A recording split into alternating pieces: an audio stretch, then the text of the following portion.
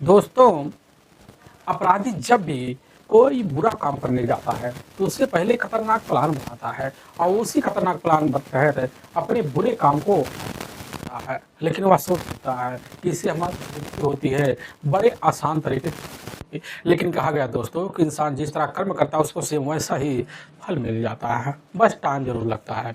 आज की घटना में सेम कुछ ऐसे ही होता है। एक व्यक्ति होता है और ऐसा कर्म करता है कि उस कर्म में अपने दो लोगों को शामिल कर लेता है, जिसकी वजह से एक महिला इस दुनिया को छोड़ के चली जाती है।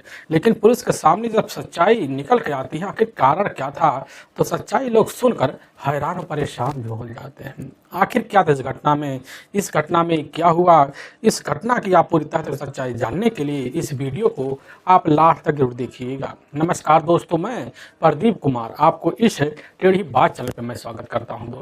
दोस्तों, आज की यह जो सच्ची घटना है, यह घटना सुनाने से पहले मैं आपसे एक छोटा सा रिक्वेस्ट करना चाहता हूं। आप चैनल पर पहली बार आए हुए हैं तो एक बार जाकर अपने इन्हीं प्यारे हाथों से चैनल को लाइक और सब्सक्राइब और शेयर जरूर कर दें, और एक बार अपना नाम भी कमेंट बॉक्स में जरूर जाकर डाल दें ताकि आपका नाम कल के वीडियो में बड़े प्यारे लफ्जों में हम ले पाए। दोस्तों, आज की जो सच्ची घटना है, यह घटना ठीक महाराष्ट्र प्रदेश और उसी में जाना माना शहर पड़ता है मुंबई शहर नगरी, सपनों की नगरी। और उसी में जाना माना इधर मलाड एक मालवाड़ी थाना पड़ता है। मैं बात कर रहा हूँ ठीक है उसी थाने की, ठीक है। इधर जैसे ही अब 7 जनवरी साल 2016 का वक्त होता है, दोपहर का टाइम होता है, तो उसी वक्त जो होता है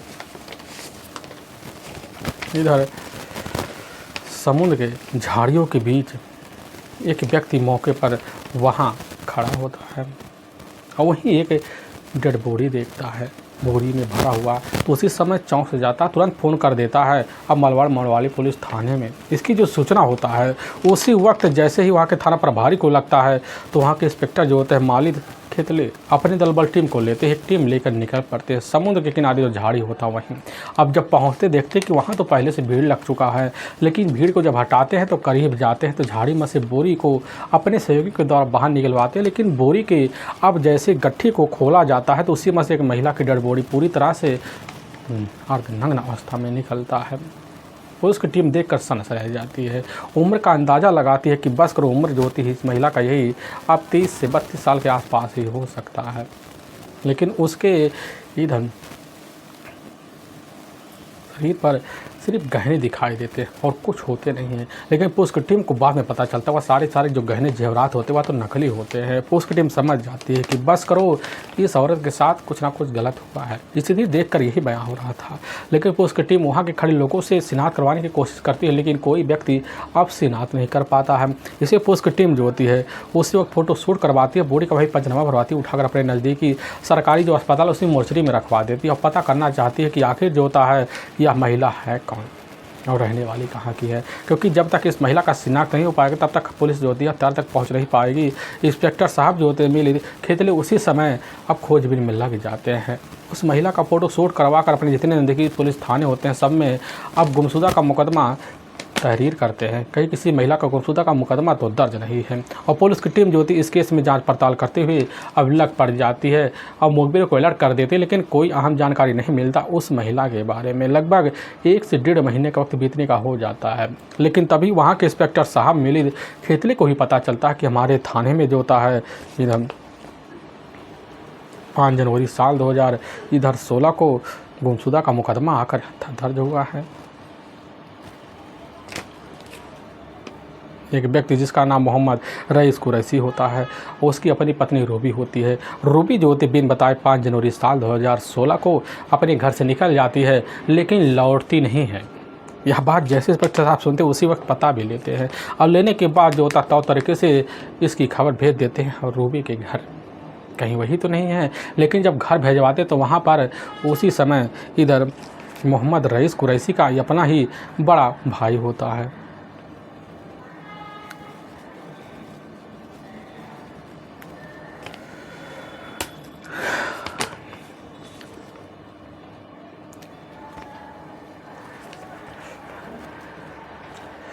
पता चलता है कि इसी थाने में जो होता है 5 जनवरी को ही मोहम्मद आज़ाद कुरैशी ने आकर अपनी पत्नी रूबी का गुमशुदा का जो मुकदमा होता है दर्ज करवाया था, क्योंकि उनकी जो पत्नी होती है 5 जनवरी साल 2016 को ही इधर शाम के टाइम बिन बताए कहीं चली गई होती है और उसका अता पता नहीं चल पा रहा था। पुलिस की टीम जैसी छोटी सुराग पाती है तो पता लेने के लिए निकल पड़ती है, लेकिन जैसे इलाके में पहुँचती तो पता चलता वहाँ ताला लटका हुआ है।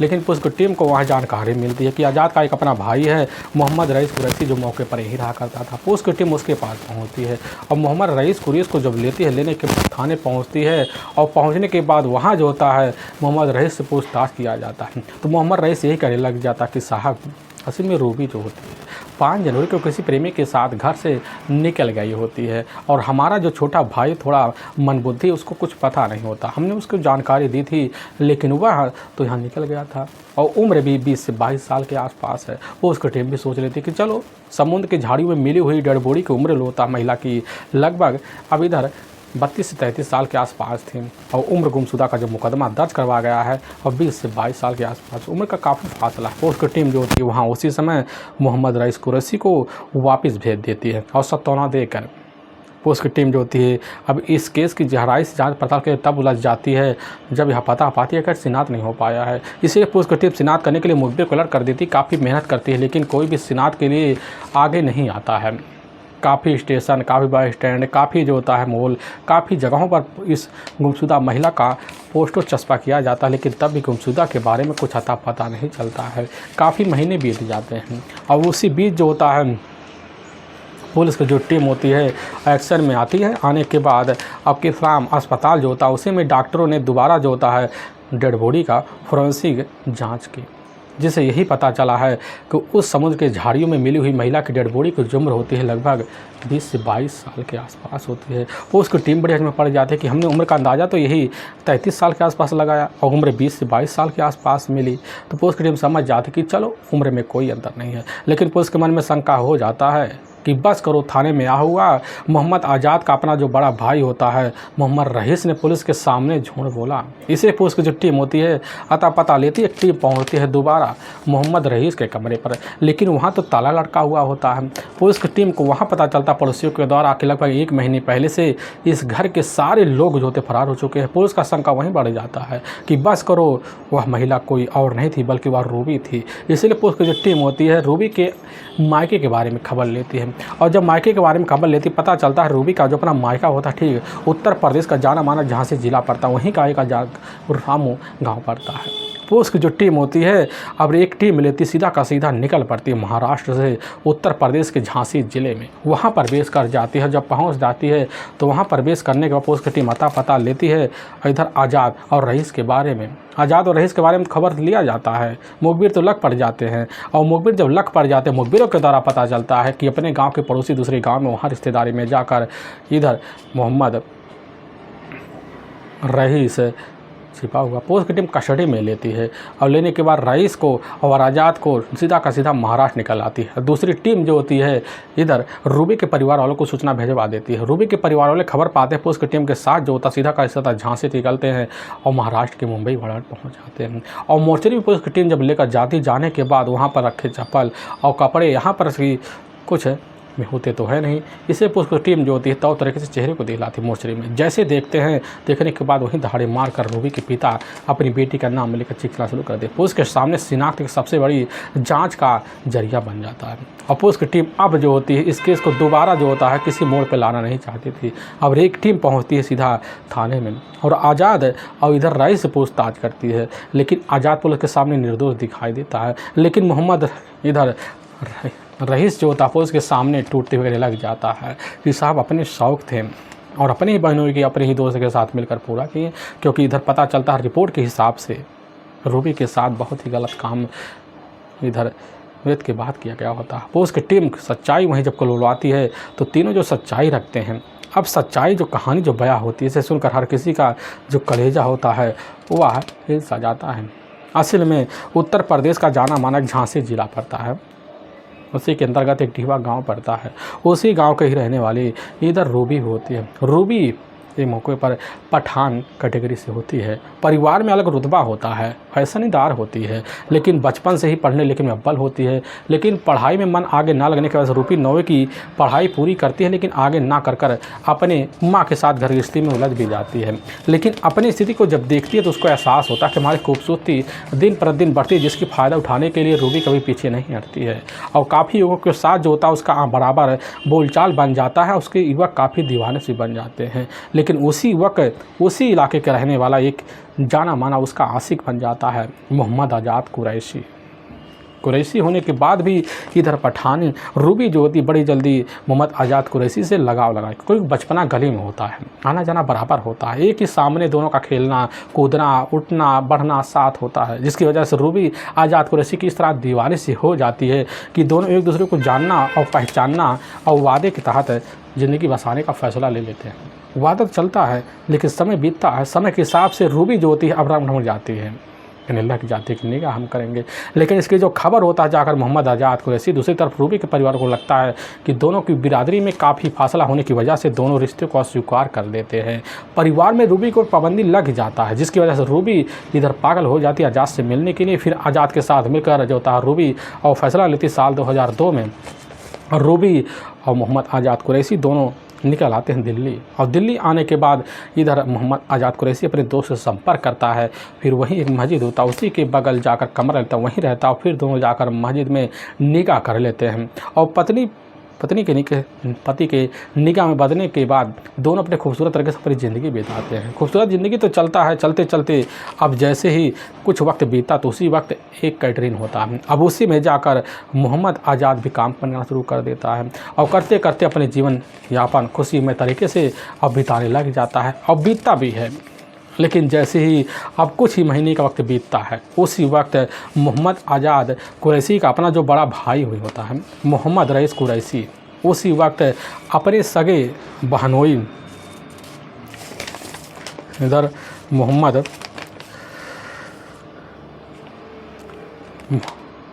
इसाक कुरैशी को अपने साथ लेता है, और मोहम्मद इसाक कुरैशी को अपने साथ जब लेता दिल्ली आ जाता है। आने के बाद जो होता अपने भाई से संपर्क करता है, तो तरीके से समझाता बुझाता है। लेकिन इधर उसका जो अपना बहनोई होता है मोहम्मद इसाक कुरैशी, वह तो अपने घर चला जाता है, लेकिन वहाँ मोहम्मद आज़ाद टिक जाता है। लेकिन आज़ाद के साथ जो होता है उसका अपना बड़ा भाई रईस टिक जाता है। उसका क्यों मन लग जाता है, यही सब काफ़ी ख्याल होते हैं। लेकिन रईस जो होता है रूबी को अपने दिल में बसा लेता, खूबसूरती देखता है, उसी वक्त पाने की चाहत में वहाँ कमरे में बराबर टिका रहता है, क्योंकि दिन भर जो होता है कैंटीन में मौजूद रहता और घर पर रूबी का पहरा रहता। और रूबी जो होती हर वक्त निगाह मारती तो पता चलता है रईस का निगाह हमारे ऊपर कैसे जा रहा है, पहचान भी कर लेती है। लेकिन घर में अकेलेपन की वजह से कुछ बोल नहीं पाती है, बार बार तंग आ जाती है, अपने पति से अपनी मन की बात रखवाती है, और फिर कह देती है कि हमें इस घर में नहीं रहना, क्योंकि तुम्हारे बड़े भाई वो हमारे ऊपर पहरा लग चुका है।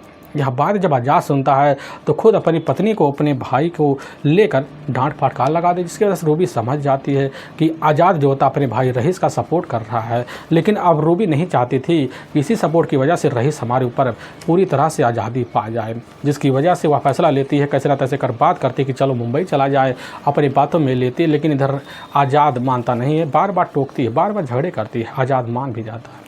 फिर आज़ाद और इधर जो होता खुद रूबी फैसला लेकर सीधा का सीधा मुंबई आ जाते हैं।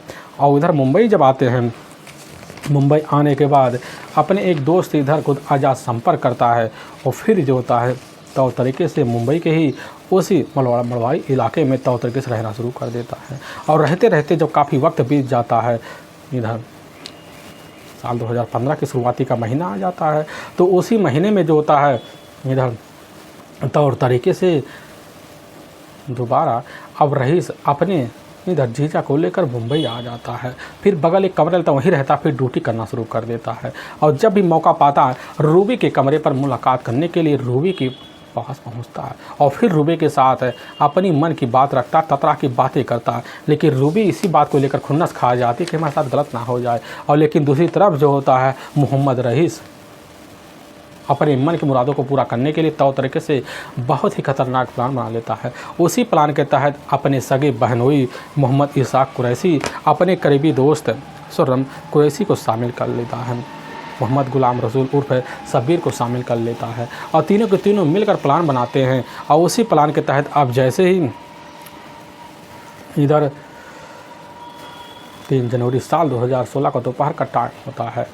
तो मोहम्मद अब रईस कुरैशी जो होता है अपने ही सगे बहनोई मोहम्मद इराक कुरैशी को लेता है और अपने ही इधर करीबी दोस्त मोहम्मद गुलाम रसूल उर्फ शब्बीर को लेता है। तीनों के तीनों पहुंच जाते रूबी के कमरे पर। फिर वहीं तौर तरीके से अपने हिसाब से अपनी मन की मुरादें पूरी करते हैं और फिर वहीं डंडे से पिटा बड़े बेरहम तरीके से रूबी की निर्मम तरीके से इस दुनिया से जान को जुदा कर देते हैं। फिर बोरी को ठिकाने लगाने के लिए रात का इंतजार करते हैं। फिर एक बोरी लेते उसी बोरी में डम करते हैं।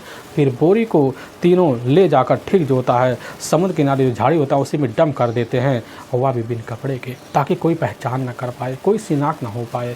और फिर वहाँ से वापस अपने ठिकाने पर आ जाते हैं। लेकिन वाकई में दोस्तों थाने में मौजूद जो सच्चाई मोहम्मद इधर रईस रखता है, इसी के बिना वापस जो टीम होती है अब मोहम्मद रईस के अपने सगे जीजा मोहम्मद गुलाम रसूल उर्फ शब्बीर और इधर मोहम्मद इराक कुरैशी को अपने कब्जे में लेती है और तीनों को ले जाती है वहाँ के कोर्ट पेश कर देती है। और कोर्ट में तीनों के ऊपर काफ़ी गंभीर धारा में मुकदमा दर्ज करवा के ले जाकर हमेशा हमेशा के लिए जगह को पीछे डाल भी देती है। दोस्तों हम इस घटना का सुनाने का जो उद्देश्य से किसी के दिल को ठेस पहुँचाना नहीं है, बल्कि आपको यह बताना कि आप जहाँ भी रहें आप सावधान और सतर्क जरूर रहें। दोस्तों हमारे कुछ ऐसे व्यूअर जो हमारी वीडियो को लगातार वॉच करते हैं, जिसमें दिनेश कुमार ठाकुर उत्तर प्रदेश आजमगढ़ के ही, अपर ठाकुर जो उत्तराखंड नैनीताल के ही, और सीरत में पूजा वर्मा जी उत्तर प्रदेश अम्बेडकर नगर के, और साथ में इधर राजू ठाकुर जो उत्तर प्रदेश कानपुर ज़िले के। इन सभी व्यूअर का हम तहे दिल से शुक्रगुजार रहेंगे और फिर मिलेंगे एक नए वीडियो के साथ। तब तक के लिए जय हिंद और जय भारत।